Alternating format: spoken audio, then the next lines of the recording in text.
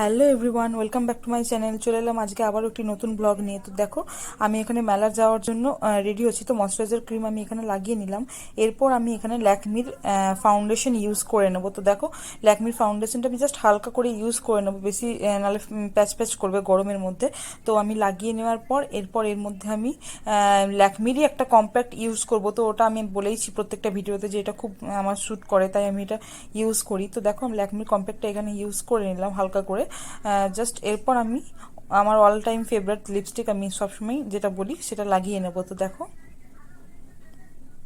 দেখো ল্যাকমির কম্প্যাক্টটা লাগিয়ে নেওয়ার পর আমার মনে হলো যে একটু হালকা হালকা লাগছে, তো আমি আবারও ভালো করে মুখের মধ্যে লাগিয়ে নিলাম কম্প্যাক্টটা।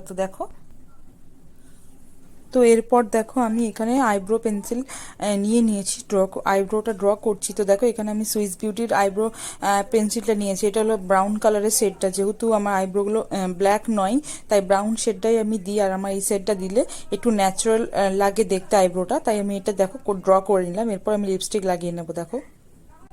তো দেখো, আমার আইব্রোটা ড্র করা হয়ে গেলে আমি এবার লিপটাকে ড্র করে নিচ্ছি। আমি আমার একটা লিপ লাইনার দিয়ে, ব্রাউন শেডের লিপ লাইনার, যেটা আমার খুবই ভালো লাগে, রেগুলার আমি এটা ইউজ করি। আর একটা মেরুন কালারের লিপস্টিক আমি লাগিয়ে নিচ্ছি। দেখো, তো এরপর আমি দুটো কানের লাগিয়ে নিলাম।